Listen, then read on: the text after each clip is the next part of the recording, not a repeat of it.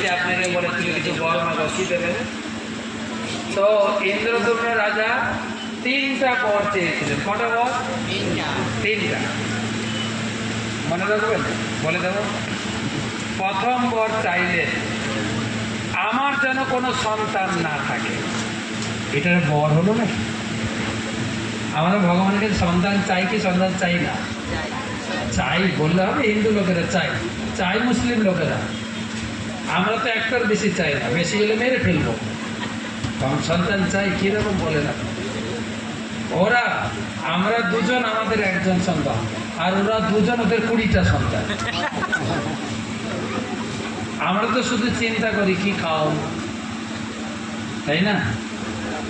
একটার বেশি নেব না। কোন যে কালচার, ভগবানের বিরোধিতা করছেন। তাহলে এইসব মন্দির চলবে কি করে যদি একটা নিয়ে থাকে? এখানে কোনো ব্রহ্মচারী আছে না? নেই। থাকবে কি করে? নেই তো। সব একটা করে নিয়ে আসে, থাকবে কি করে? আমার মায়ের 3টা ছিল, একটা চলে এসছে, আর 2টো আছে। আর আপনার তো নেই, কি করে? ঘরে একটা রাখবেন আর এই মন্দিরে দিয়ে যাবেন। আর এই মন্দির যদি না দেয় আমি নিয়ে যাবো, আমার সংকীর্তন প্রচার করতে নিয়ে যাবো। হ্যাঁ, বেশি 5টা 6টা সন্তান। আর মেয়ে হলে তো আরো বড়, 3000 টাকা। 3000 টাকা বেশি কি? সাইকেল পাবে 9-এ উঠলে, 11-তে উঠলে মোবাইল পাবে, না স্কুটি যত অ্যাক্সিডেন্ট হবে। তারপরে 18 হলে কন্যাশ্রী, বিয়ে করলে রূপশ্রী, আর তারপরে সারা জীবন খাওয়াবে। আগে সায়নী বলেছে না, আগে স্ত্রীরা স্বামীর কাছে টাকা চাইতো, এটা হাত খরচা দাও না প্লিজ। আর এখন স্বামীরা চাইবে স্ত্রীর কাছে, পেট্রোল ঢোকাবে 100 টাকা দাও। ঠিক ঠিক বলছি তো। তা আমি বলবো এই 3000 টাকা একে যেদিক সেদিক খরচা করেন না। প্রথম 3000 টাকা দিয়ে একটা চৈতন্য চৈতন্যতে কিনবেন, ঠিক না? একদম মাপে টাকা দেওয়া হচ্ছে কিন্তু। তারপরে 3 মাসের কিস্তিতে ভাগবত টাকাটা এদিক সেদিক খরচা করেন। সরকার দিচ্ছে যেন ভালো করে উপযুক্ত ক্ষেত্রে খরচা হয়, তাতে আপনারও পূর্ণ হবে, শুভেন্দুও কিছু পূর্ণ পাবে। ঠিক বলছি না? হ্যাঁ, সবাইকে বুঝিয়ে বুঝিয়ে বলবে টাকা তোমাকে দিতে হবে না, তো শুভেন্দুর কাছ থেকে টাকা নেবো, ভাগবতটা ঘরে রেখে দাও, বলা যাবে না? তো জগন্নাথ বললেন কি বর চাইল? আমার যেন কোনো সন্তান না থাকে। তখন জগন্নাথ বললেন তথাস্তু। কিন্তু ইন্দ্রদ্যুম্নের রাজার স্ত্রী ঝরঝর করে কাঁদছে। বলে কাঁদছো কেন? বলে মা হয়ে মায়ের কোলে কোনো সন্তান থাকবে না। বলছে, জগন্নাথ বলছে দেখো, ইন্দ্রদ্যুম্ন রাজার একটা বড় ইচ্ছা ছিল। বলে কি ইচ্ছা? না, এই মন্দির বানিয়েছে, যদি কোনো সন্তান থাকে কি বলবে? এটা আমার বাবার মন্দির, পারিবারিক মন্দির। যেরকম ইস্কন, এখানে একটা যে আপনার বানিয়েছেন নাম অর্থ মন্দির, মায়াপুর থেকে টাকা দেবে না। কেন? মায়াপুর থেকে টাকা দিয়ে যদি বানায়, এটা হবে মায়াপুরের ইস্কনের মন্দির। সেজন্য বহুপাত করে গেছে লোকাল লোক, তারা 100 টাকা, 1000 টাকা, 10,000, 20,000, 5 লাখ তারা দিয়ে বানাবে। তখন তারা মনে করবে এটা কার মন্দির? আমাদের মন্দির, ঠিক না? তাদের পরবর্তী ইস্কন বানিয়েছে। তো সেই জন্য ইন্দ্রদ্যুম্ন রাজা বলেছেন আমার যেন কোনো সন্তান না থাকে। ইন্দ্রদ্যুম্ন রাজার স্ত্রীর নাম কি? গুন্ডিচা। তখন জগন্নাথ বললেন তোমার কোনো জাগতিক সন্তান থাকবে না, কিন্তু আজ থেকে আমরা 3 জন, আমি জগন্নাথ, বলদেব, সুভদ্রা, তোমার সন্তান হয়ে গেল। বছরের 1 সপ্তাহ তোমার কাছে যাব, তোমার হাতে সেবা নিয়ে আসবো। আর মায়ের থেকে মাসির দরদ বেশি। তাই জন্য জগন্নাথের মাসি হচ্ছেন গন্ডিচা। আর মাসির বাড়ির যে মন্দির হয় সেটাকে বলে গন্ডিচা মন্দির। গন্ডিচা মন্দির। শাস্ত্রে লেখা আছে মন্দিরে জগন্নাথ দর্শন করতে 10,000 বার দর্শন করলে যা ফল, গন্ডিচা মন্দিরে একবার দর্শন করলে তা। গন্ডিচা মন্দিরে ভগবান বুঝা। প্রথম বরটা কি মনে হচ্ছে কিনা? আমার জন্য সন্তান। দ্বিতীয় বর, দ্বিতীয় বর বললেন যে এতক্ষণ ডাকছিলাম ভিতরে আসেন, এবার আসো আসো। খেলায় না পড়লে ঠিক আছে না?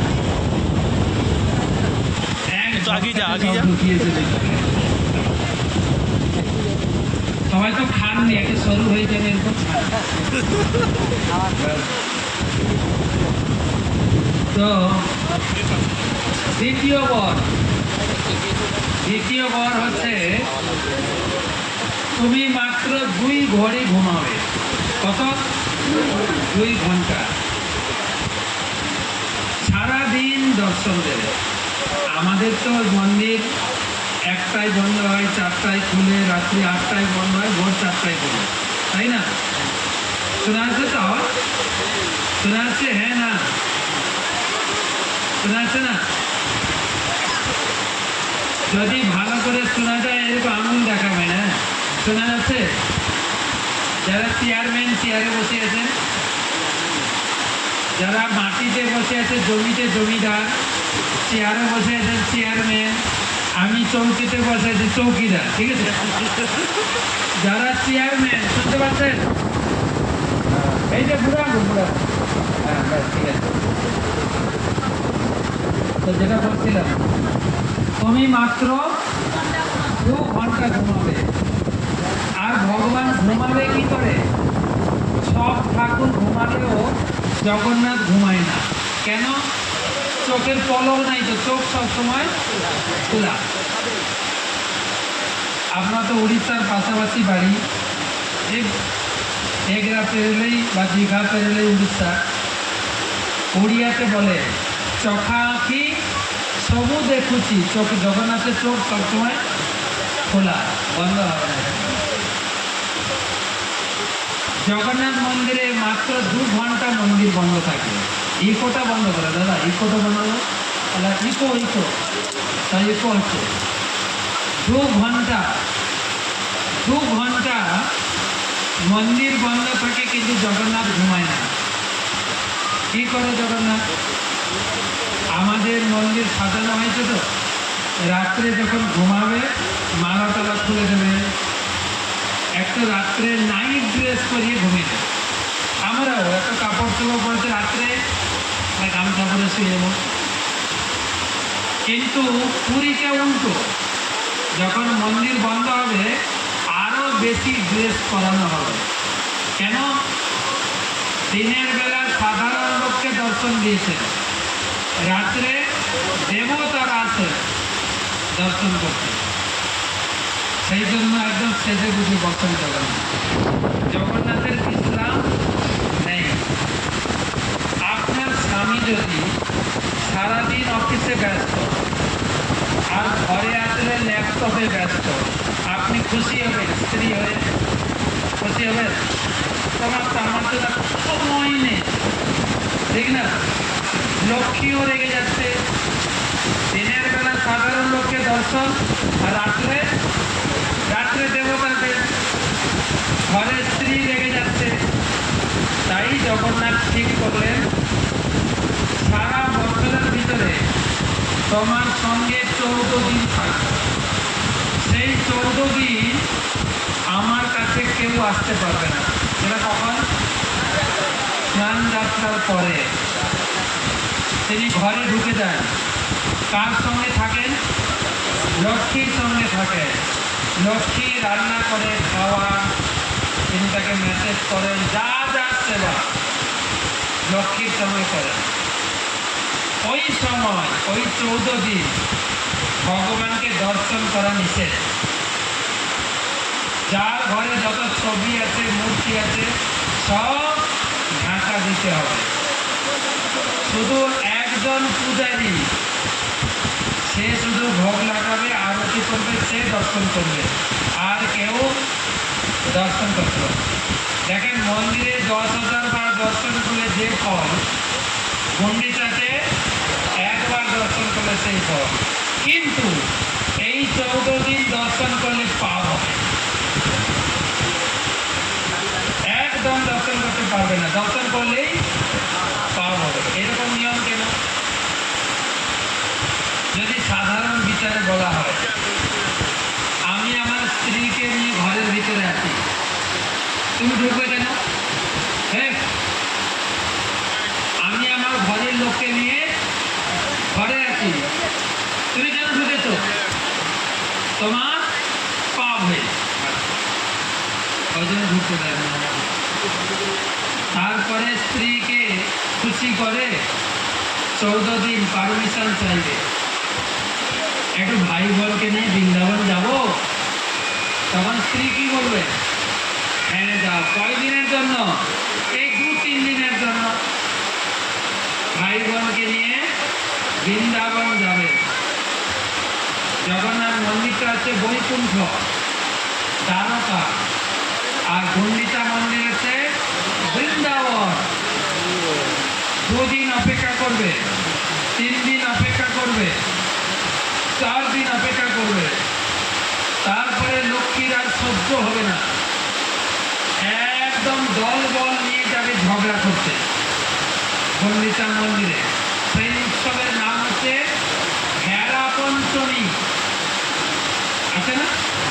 লক্ষ্মী যাবে কোমর বেঁধে, তুমি 2-3 দিনের জন্য এসছো, 5 দিন হয়ে গেছে, গিয়ে রথ ভাঙবে, জগন্নাথের পূজারীদের লক্ষ্মী পিটাবে, তারপরে তারা এসে ক্ষমা চাইবে, আর 2-3 দিন পরে ফিরে যাবে।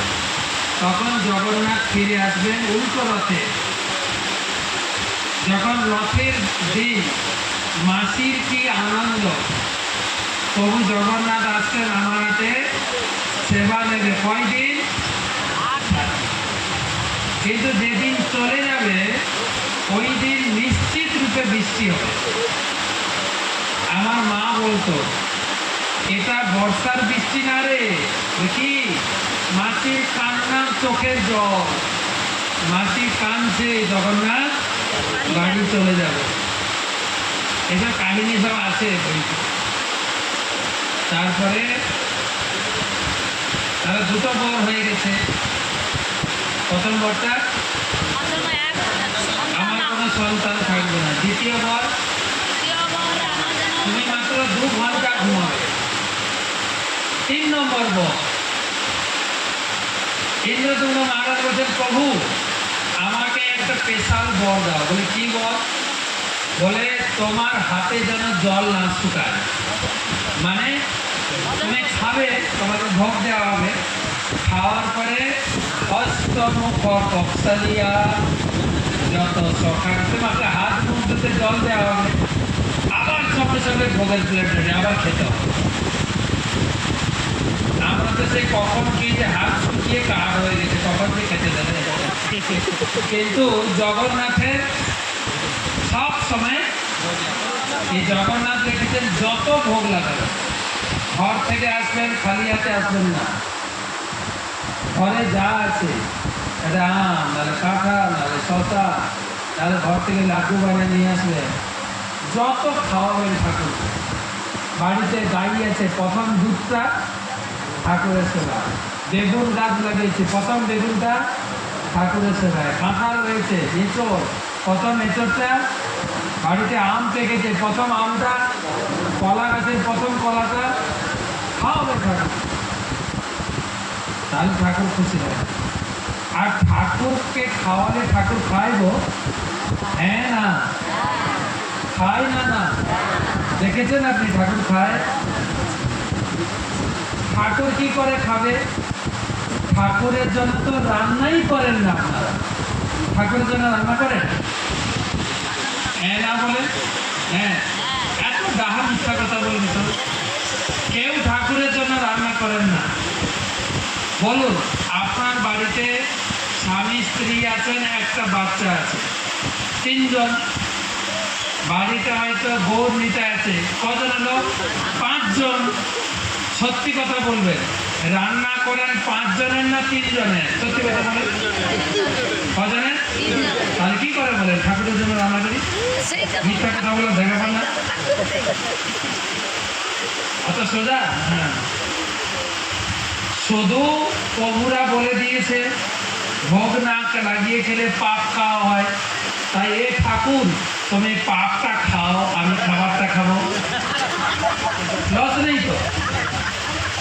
বলুন, ঠাকুর যদি খেত কেউ ভোগ লাগাতো? বলেন, সত্যি কথা বল। এমনি খেতে পাই না, আবার ঘাড়ে ঠাকুর, ঠিক কিনা বলে? বাইরে থেকে জামাই আসে, কত কিছু খেয়ে যাবে, বদনাম করে যাবে।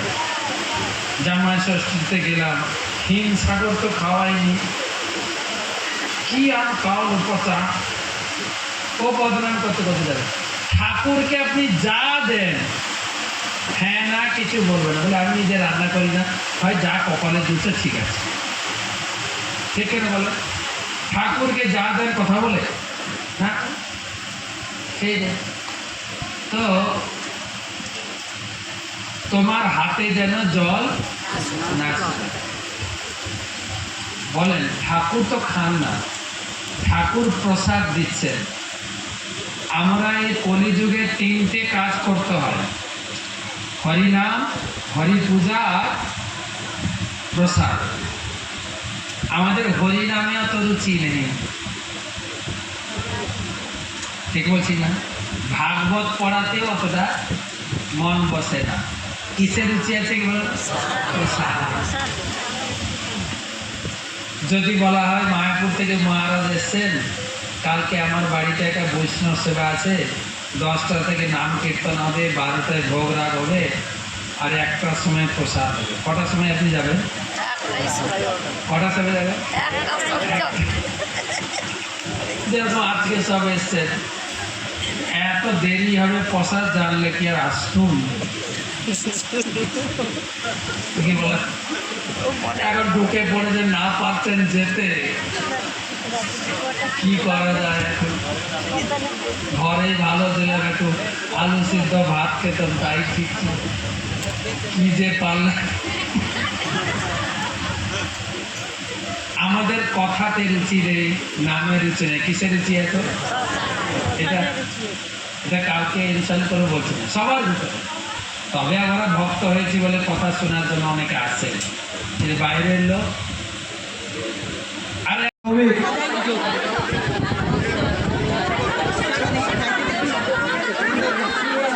হরে কৃষ্ণ। তো বিশেষ করে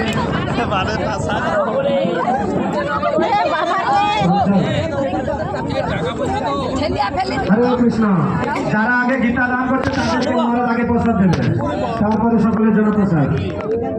যারা দান করছেন আগে সামনে আসুন, দেখি হরিবল। তো এখন আকর্ষণের জন্য সামনে আসার করবো। ওই আছে মহারাজের এই শুভ জন্মদিনে 33টি গীতা দান করছে। হরিবল। তো মাতাজিকে সামনে আসার জন্য অনুরোধ করবো। আর শোভন বাবু বা যিনি ছবি তোলার দায়িত্ব রয়েছে, একটু ছবি তুলুন। আর বিশেষ করে মাথাকালী থেকে ভক্তি মাতাজি 50টি গীতা দান করেছেন আজকের কলেজের জন্য, ওনাকে আসার জন্য অনুরোধ করবো। গোপাল বাবু যিনি রাধাপুর, তিনি 24টি গীতা আজকে ছাত্রদের জন্য দান করেছেন মহারাজের শুভ জন্মদিন উদ্দেশ্যে। শুভলানা মহাশয় দান করেছেন, আর দান করেছেন কৃষ্ণা মাতাজি বাজকুল থেকে 2 পিস।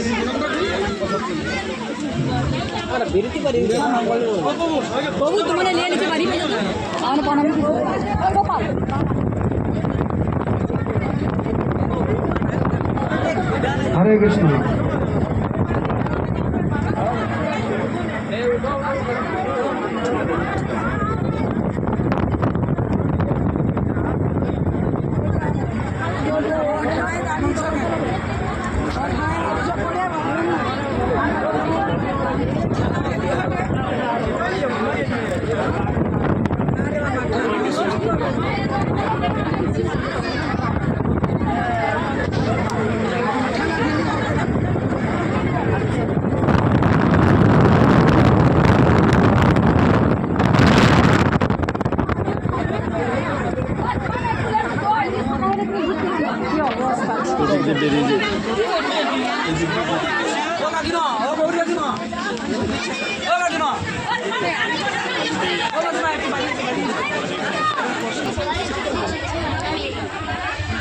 সকলে খুশি হয়েছেন মহারাজের